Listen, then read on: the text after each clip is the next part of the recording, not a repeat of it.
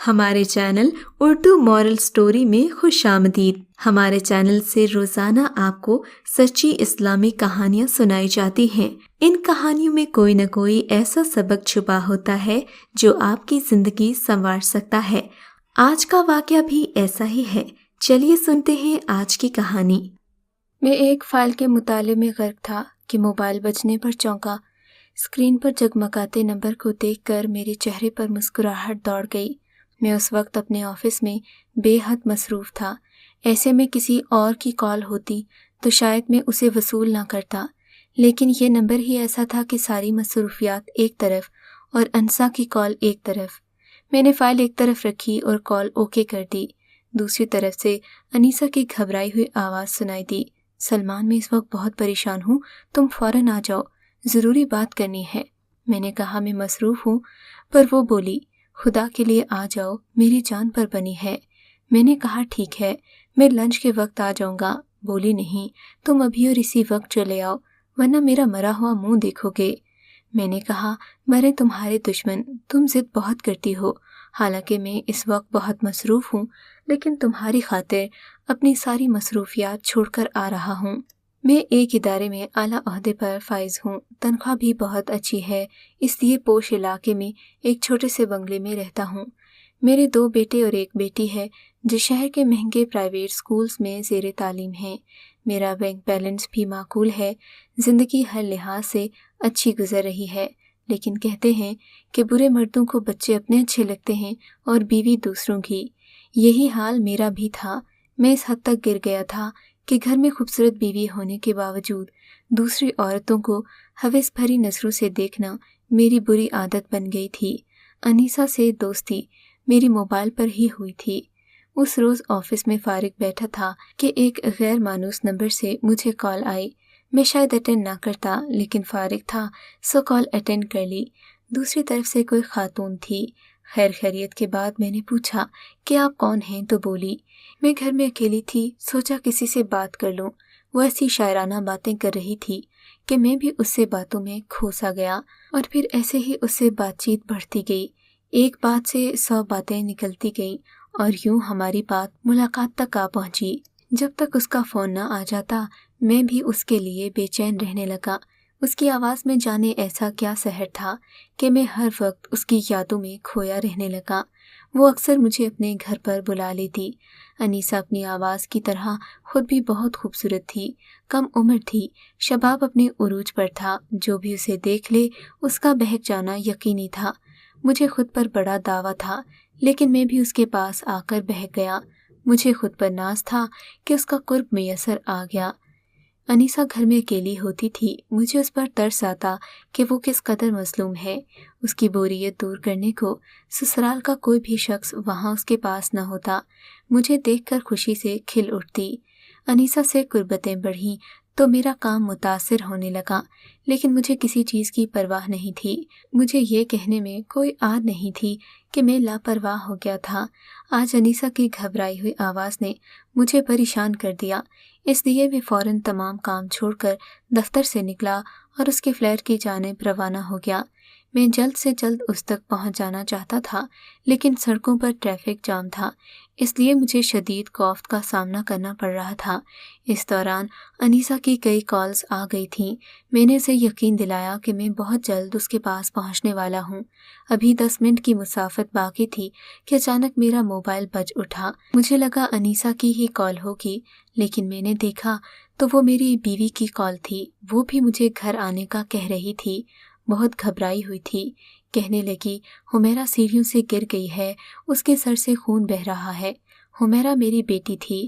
میں نے کہا تم جلدی اسے لے کر سول ہسپتال کے ایمرجنسی وارڈ پہنچو، میں بھی وہیں پر آ رہا ہوں۔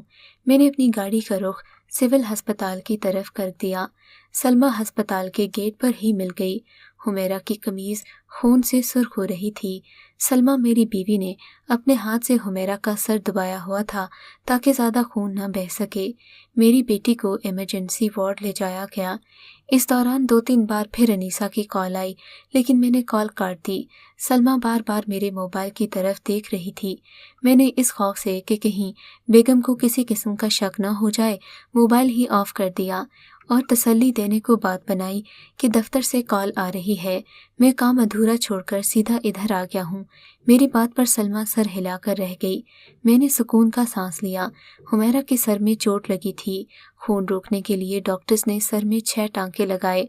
शुक्र था कि बरवक्त भी इमदाद मिल जाने पर उसका ज़्यादा खून नहीं बहा था। अस्पताल से फारिग होकर हम सब सीधे घर आ गए। दवाई खाने से हुमैरा को नींद आ गई। वो सुकून से सो गई। हुमैरा हम दोनों मियाँ बीवी की आंख का तारा थी। उसकी मासूम बातों पर हम हंस हंस कर लूट पूट हो जाते। उसे तकलीफ में देखकर हम दोनों का बेचैन होना फितरी था। रात को मैं जब बिस्तर पर लेटा तो मुझे ख्याल आया कि मुझे अनीसा के पास आना चाहिए था। ये ख्याल आते ही मैंने अपना मोबाइल ऑन कर दिया, लेकिन फिर सोचा कि इस वक्त तो अनीसा का शौहर घर आ चुका होगा। ऐसे में कॉल करना अनीसा को परेशानी में मुब्तला करने वाली बात होगी। सुबह कॉल करके माजरत कर लूँगा। वो खुद समझदार है, मेरी परेशानी समझ जाएगी। सुबह नाश्ते की मेज़ पर मेरे हाथ में सुबह का अखबार था। नाश्ते के वक्त अखबार पढ़ना मेरी आदत है। अचानक एक खबर पर नज़र पड़ते ही मेरे हाथ से अखबार छूटते छूटते बचा। क्या कोई ख़ास बात है? सलमा ने मेरी तरफ चौंकते हुए देखा। नहीं, मैंने बेगम से नज़रें चुराते हुए कहा। खबर पढ़ते पढ़ते मेरे दिल की धड़कन तेज़ हो गई। खबर ही ऐसी थी कि अनीसा के फ्लैट पर डकैती की वारदात ठीक उसी वक्त हुई जब मुझे अनीसा के फ्लैट पर मौजूद होना था। इस वारदात में एक डाकू ने अनीसा के शौहर को, जो कि एक सनअतकार था, डकैती के दौरान मज़ाहमत करने पर जान से ही फारिग कर दिया। खबर पढ़कर मैं चोर निगाहों से बीवी को देख रहा था। मेरे दिल में यही सोच थी कि अगर मैं उस फ्लैट पर होता तो मेरी किस कदर बदनामी होती। डकैत मुझे भी ज़ख्मी या हलाक कर सकता था। मेरी बीवी और रिश्तेदार अनीसा के घर पर मेरी मौजूदगी को किस रंग में लेते। फिर हमारी पुलिस भी ऐसी है कि हर उस शख्स को परेशान करती है जिसका वाक़े से कोई ताल्लुक़ हो, महज शक की बुनियाद पर हरासा करती है। खबर पढ़कर मैंने दिल में तहैया कर लिया कि फ़िलहाल अनीसा से बिल्कुल भी राब्ता नहीं रखना चाहिए, क्योंकि उससे राब्ता रखना आ बैल मुझे मार वाला मामला था। इस वारदात को कई दिन बीत गए, मैंने अनीसा से कोई राब्ता नहीं रखा। एक दिन उसने मुझे फ़ोन किया। मुझे अनीसा पर गुस्सा भी था कि एक सनअतकार की बीवी होते हुए उसने मुझसे झूठ बोला कि उसका शौहर एक मामूली मुलाजमत करता है। ये तो मेरे हक़ में अच्छा हुआ कि अनीसा का शौहर मेरी मौजूदगी में कभी नहीं आया, वरना मेरे तो मसाइल बढ़ जाते। अनीसा पर गुस्सा आने के बावजूद न जाने क्यों मेरा दिल उससे मिलने को बेताब हो रहा था, लेकिन पुलिस का खौफ और मुफ्त की बदनामी ने मुझे रोके रखा। उस दिन मैं दफ्तर से जल्द ही उठ गया और कुछ घरेलू चीज़ें खरीदने की गर्ज से एक जनरल स्टोर में दाखिल हुआ कि पीछे से किसी ने मुझे दबोच लिया। मैं उस शख्स की बेतकल्लुफ़ी पर हैरान हुआ कि ये साहिब कौन हैं जो इस तरह से बेतकल्लुफ़ होने की कोशिश कर रहे हैं। अरे भाई, ये क्या हरकत है? मैंने कदरे गुस्से से कहा। अभी ऐसे ही पकड़ा है, अगर मुझसे मुलाकातें नहीं रखोगे तो थाने में बंद करा दूंगा। पीछे से आवाज़ आई। मियाँ, पहले अपना चेहरा तो दिखाओ, मैं फैसला तो करूं कि तुमसे राब्ता रखना है या नहीं। मैंने ज़बरदस्ती मुस्कुराहट चेहरे पर लाते हुए कहा। उसने मुझे छोड़ दिया और मेरे सामने आ गया। इकराम, तुम? मैंने गले लगाते हुए कहा। इकराम मेरे बचपन का दोस्त था। हमने साथ ही स्कूल, कॉलेज और यूनिवर्सिटी का सफ़र तय किया था। आज काफ़ी अरसे के बाद मेरा उससे सामना हुआ था।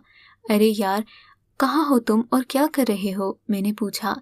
आखिर रहोगे ना, सदा के कंजूस, इतने अरसे बाद मिले और बगैर चाय पिलाए ही तरखाना चाहते हो? अकरम ने ज़ोरदार कहकहा लगाया। ओह सॉरी, मैंने शर्मिंदा होते हुए कहा और उसे जनरल स्टोर के करीब ही एक रेस्टोरेंट पर ले गया। चाय का ऑर्डर दे दिया। हाँ, ये हुई ना बात, इकराम ने कहा। अब सुनाओ, कहाँ हो तुम, क्या कर रहे हो? मैंने पूछा। एक थाने पर एसएचओ हूँ। मुजरिमों को पकड़ना और उन्हें अदालतों से सजाएं दिलाना मेरा काम है। उसने कहा। तुम तो जानते हो मुझे पुलिस से डर लगता है, क्या मुझे अब तुमसे भी डरना पड़ेगा? नहीं, तुम्हें डरने की ज़रूरत नहीं, हम तुम्हारे दोस्त हैं, अकरम ने कहकहा लगाया। कहते हैं पुलिस की दोस्ती भी खराब और दुश्मनी भी खराब। मैंने कहा। नहीं भाई, ऐसा नहीं है, हर पुलिस वाला बुरा नहीं होता। हाँ, ये तो है। जब तक चाय आती मैं एक साहिब से बात कर लूँ। इकराम ने अपना मोबाइल निकालकर एक नंबर मिलाया और उसी वक्त मेरे मोबाइल पर कॉल आई तो मैंने कॉल अटेंड कर ली। जवाब में इकराम की आवाज़ सुनाई दी। अरे, मेरा नंबर तुम्हें कैसे मिल गया? मैंने मोबाइल कॉल काटते हुए कहा। یہ نمبر تمہارا ہے؟ اکرام نے چونک کر کہا۔ ہاں، لیکن میری سمجھ میں نہیں آ رہا، یہ نمبر میں نے بہت کم لوگوں کو دیا ہے، پھر یہ تمہارے پاس کیسے آ گیا؟ ایک ملزمہ کے موبائل پر مجھے مختلف نمبر سے ایک نمبر یہ بھی ملا ہے۔ اکرام حیرت سے مجھے دیکھ رہا تھا۔ ملزمہ کے موبائل سے؟ مجھے اپنی آواز حلق میں پھنستی ہوئی محسوس ہوئی۔ چند دن پہلے تم نے شاید ایک ڈکیتی کی خبر پڑھی ہو کہ صنعت کار محمد صدیق کو ہلاک کر دیا گیا تھا۔ ہاں، خبر پڑھی تھی، میں نے پریشانی سے کہا۔ میں سمجھ رہا ہوں کہ تم کیا جاننا چاہ رہے ہو۔ اکرام نے میری طرف مسکراتے ہوئے دیکھا۔ وہ خبر غلط تھی، میرے تھانے کی حدود میں یہ واقعہ ہوا تھا۔ دراصل محمد صدیق ایک صنعت کار تھا، اس کا دل اپنی پرائیویٹ سیکرٹری پر آ گیا۔ اس نے شادی کر کے اسے ایک الگ فلیٹ دیا ہوا تھا۔ اس کی پہلی بیوی کو اس شادی کی خبر تھی، لیکن بڑے لوگوں کا دل جلد ہی اکتا جاتا ہے۔ اس خیال سے اس کی پہلی بیوی نے کوئی خاص اعتراض نہیں کیا۔ انیسہ کا شوہر اپنی پہلی بیوی کو زیادہ وقت دیتا تھا، انیسہ کے پاس بہت کم آتا تھا۔ وہ گھر میں تنہا رہتی، اسی لیے تنہائی دور کرنے کے لیے مختلف مردوں سے موبائل پر دوستیاں کر لیں۔ پھر وہ لڑکے اس کی تنہائی دور کرنے فلیٹ پر بھی آنے لگے۔ یہ بات جب محمد صدیق کے علم میں آئی تو ایک روز وہ طیش میں آ کر فلیٹ پر پہنچا۔ سخت غصے میں تھا۔ وہ مارنے نہیں آیا تھا، بلکہ انیسہ کو ڈرا دھمکا کر اس کے نام کی ہوئی پراپرٹی واپس اپنے نام کر کے طلاق دینا چاہتا تھا۔ انیسہ نے اس خوف سے کہ کہیں محمد صدیق اسے مار ہی نہ دے، چینا چپٹی شروع کر دی، اور اسی وجہ سے اس کا شوہر موقع پر ہلاک ہو گیا۔ اس وقت انیسہ کے ذہن میں ایک منصوبہ آیا۔ اس نے اپنے ایک آشنا کو بلا کر اسے ہی قتل کے مقدمے میں پھنسا کر ڈکیتی کا رنگ دے کر خود کو وقتی طور پر بچا لیا، لیکن پولیس کو انیسہ پر شک تھا کہ اس نے غلط بیانی سے کام لیا۔ انیسہ نے اپنے موبائل سے ہمیں کال کی تھی کہ اس کے گھر پر 2 ڈاکو گھس آئے ہیں۔ ہم وہاں پہنچے تو ایک ملزم موجود تھا، اس کا دوسرا ساتھی نہیں تھا، جبکہ ملزم کا کہنا تھا کہ اسے ڈکیتی میں پھنسایا جا رہا ہے، اس کا اس قتل سے کوئی تعلق نہیں اور وہ بے قصور ہے۔ ہم نے اس کی بات پر کوئی اعتبار نہیں کیا۔ پوسٹ مارٹم کی رپورٹ دیکھ کر ہمیں شک ہوا کہ واقعی گڑبڑ تو ہے۔ اس کے مطابق ہمیں جو فون کیا گیا تھا، قتل اس سے 2 گھنٹے پہلے ہوا تھا، ڈکیتی کی خبر 2 گھنٹے بعد دی گئی۔ پھر ہم نے اپنے طریقے سے تفتیش کی تو انیسہ نے سب کچھ اگل دیا کہ اس نے اپنے 2 آشناؤں کو پھنسانے کے لیے اپنے فلیٹ پر بلایا تھا، لیکن ایک آ گیا اور دوسرا نہیں پہنچا۔ ملزمہ اقرار کر چکی ہے، لیکن پھر بھی اس کے موبائل پر آئی ہوئی کالز پر لوگوں سے رابطہ کر رہا ہوں۔ ہو سکتا ہے کہ کوئی نئی معلومات مل جائے، لیکن ابھی تک ایسی کوئی خاص بات ملی نہیں۔ آخری نمبر بچا تھا جو اتفاق سے تمہارا نکل آیا۔ اکرام تفصیل بتا کر خاموش ہو گیا۔ میں نے اسے صاف بتا دیا کہ میرا انیسہ سے فون پر ہی رابطہ ہوا تھا۔ جس روز اس نے مجھے بلایا، میری بچی کے سر میں چوٹ لگ گئی تھی، اس وجہ سے میں نہیں جا سکا، ورنہ دوسرا ملزم میں ہوتا۔ شکر کرو تم خوش نصیب تھے جو بچ گئے، ورنہ بھابھی کی نظروں میں گرتے ہی بدنامی الگ ہوتی، اکرام نے کہا۔ ہاں، میری پہلی غلطی ہے، ورنہ میں کبھی اس طرح لڑکیوں سے موبائل پر دوستی نہیں کرتا، میں نے شرمندہ ہوتے ہوئے کہا۔ اور اب یہ آخری غلطی ہونی چاہیے، موبائل پر دوستیاں کرنے سے احتیاط کیا کرو۔ میری جگہ کوئی اور روایتی پولیس والا ہوتا تو ان تمام افراد کو جن سے انیسہ کے رابطے تھے، انہیں ڈرا دھمکا کر لاکھوں روپے لیتا، اکرام نے کہا لگاتے ہوئے کہا۔ میں شرمندہ نظروں سے اسے ہنستے ہوئے دیکھ رہا تھا۔ بات تو وہ واقعی صحیح کہہ رہا تھا، پولیس ایسے کیسز سے فائدہ اٹھاتی ہے۔ قدرت نے مجھے اپنی اصلاح کا موقع فراہم کیا تھا اور میں نے دل ہی دل میں آئندہ موبائل پر کسی عورت سے رابطہ نہ رکھنے کا عہد کر لیا۔ اگر آپ کو آج کا یہ واقعہ پسند آیا ہے تو اس ویڈیو کو لائک ضرور کیجیے، اور اس طرح کے مزید قصے سننے کے لیے ہمارے چینل اردو مورل سٹوری کو سبسکرائب ضرور کیجیے۔